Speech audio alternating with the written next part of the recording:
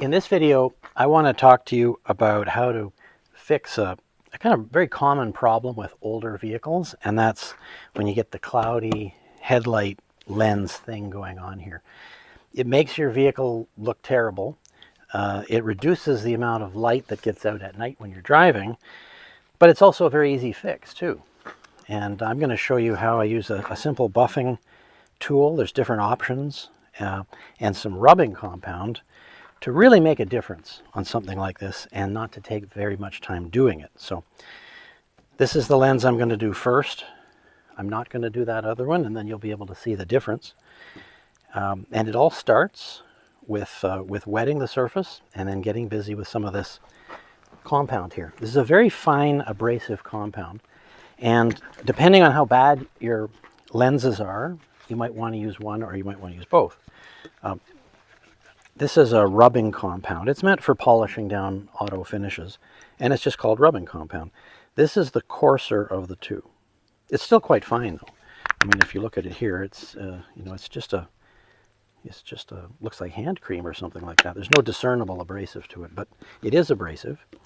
And this is what you want to use if your headlights are really bad. These ones aren't really bad, so you might just want to go with this finishing polish, which is the same sort of thing, same sort of cream stuff, but it's just microscopically finer. So let's get started. So the first step is to figure out what kind of a machine you're going to use for this.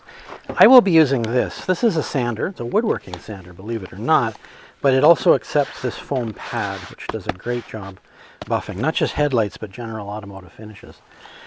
Now you could also use a dedicated automotive polisher like this one here. That'll work too. You can even just use a regular cordless electric drill with a buffing pad chucked into the end. So it's going to do a spinning action. It's going to get the job done for you. But I'll just set these aside for a moment, and we can start by wetting the lens. This is a wet process. The whole thing is done when it's wet.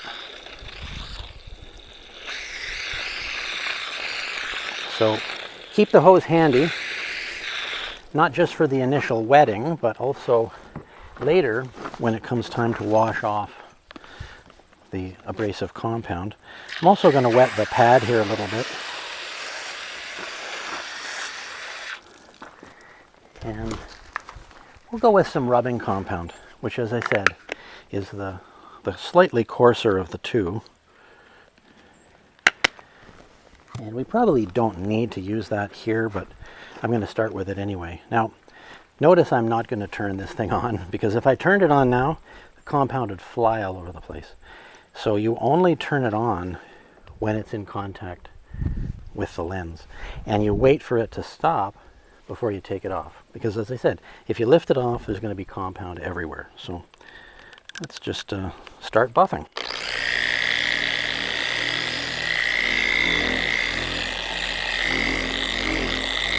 It won't hurt anything if you go beyond the lens a little bit, just so you make sure you get all of it. You don't have to stay away from the paint.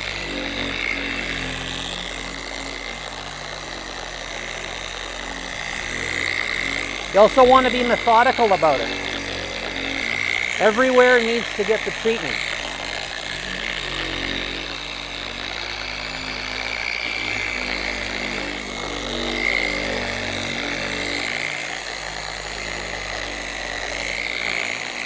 So, I'm switching off, but I'm not lifting it off yet, because if I did, as I said, there'd be a big mess. Now, I've only done that for, a minute or two. Now let's rinse it off and see how it's looking. I want to alert you to a little bit of a sort of problem here, something you need to watch for. Now that lens looks a lot better, doesn't it? But one of the reasons it looks better is because it's wet. It'll always look better when they're wet. So I'm going to do a little bit more. I'm going to use the fine compound now for, I guess it's another minute or two. And then we'll rinse off and see what we've got.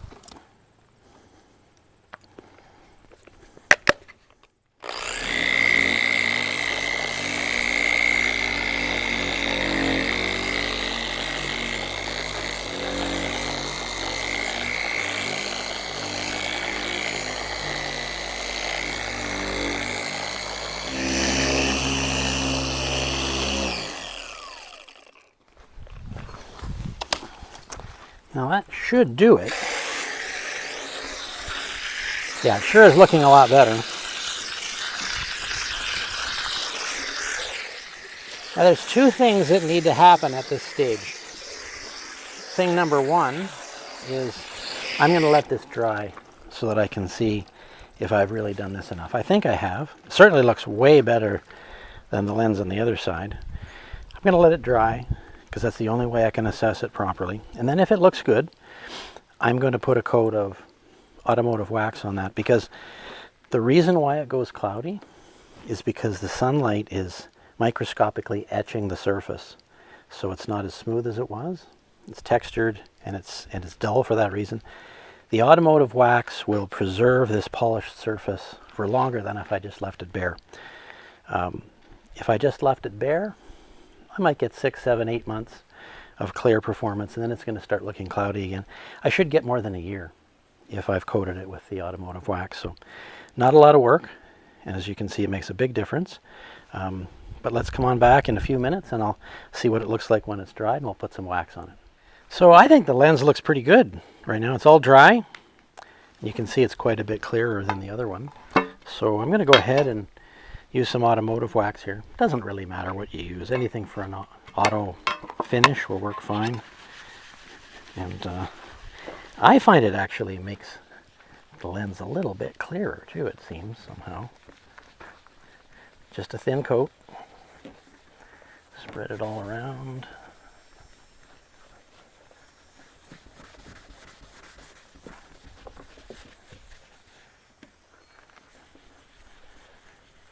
And then we'll let it dry. Come back and buff it by hand for the finished result. So the wax has been on here for about 10 minutes. It sure is buffing off nicely. It's just as clear as it was, maybe a little clearer. And as I said, the wax is going to keep this looking good for longer. So it's well worth the few minutes that it takes. Oops. But just compare. Look at that lens and look at the other one.